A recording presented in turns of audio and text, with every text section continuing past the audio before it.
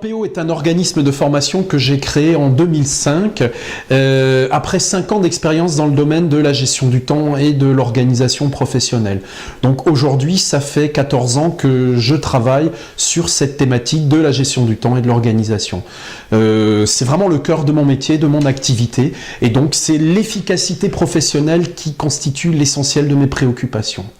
Je traite de thématiques comme la gestion du temps, mais aussi l'animation de réunions, la prise de parole en public, la communication interpersonnelle. Je m'intéresse aussi beaucoup aux thématiques qui tournent autour de la messagerie et de l'utilisation de l'outil informatique. Voilà.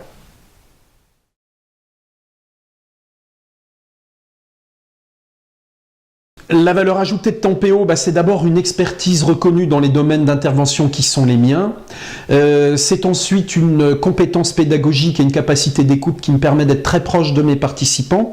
Et puis enfin, c'est une approche pédagogique originale et performante qui est l'accompagnement individuel sur un certain nombre de mes formations.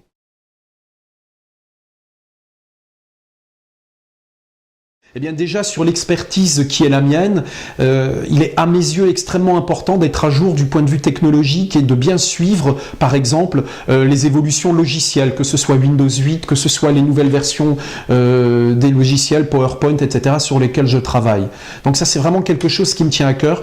J'ajoute que je m'interroge toujours sur les nouveaux outils, les nouvelles façons de travailler, celles que l'industrie informatique est en train de faire apparaître. Je pense à la reconnaissance vocale, je pense à des outils de mind mapping, enfin toutes ces choses-là qui commencent à apparaître et qui, à mon avis, vont changer la façon de travailler dans les années à venir. Sur le plan de la pédagogie, j'ai ce qui me paraît être une bonne habitude qui est d'interroger mes pratiques et les pratiques habituelles dans les formations qui traitent des mêmes sujets que les miens. Et il y a un exemple qui me vient à l'esprit, c'est que par exemple quand je traite PowerPoint, habituellement quand on fait une formation bureautique à l'outil, qu'est-ce qu'on fait? Eh bien on met une dizaine de personnes derrière un écran et chacun se débrouille avec ce que le formateur va enseigner. Eh bien moi c'est une pratique qui me dérange parce que je sais que ceux qui sont très à l'aise avec l'outil vont partir de leur côté parce qu'à un moment donné on risque d'aborder un thème qui les ennuie.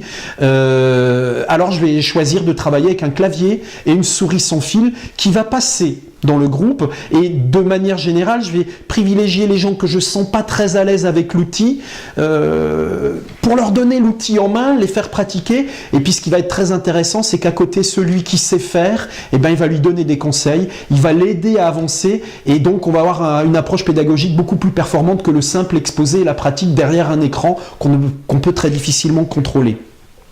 Enfin, j'aime bien travailler sur une approche pédagogique très particulière, très originale et que je crois être très performante, qui est l'accompagnement individuel. Et typiquement, dans la gestion du temps et l'organisation professionnelle, passer une demi-journée avec un participant dans son environnement de travail, c'est un des meilleurs moyens, d'une part, pour l'aider à franchir le fossé qui existe toujours entre la théorie et la pratique, et d'autre part, pour appuyer là où ça fait mal chez lui. Parce que la gestion du temps, l'organisation, c'est avant tout une thématique comportementale et les problématiques de l'un ne sont pas forcément les problématiques de l'autre.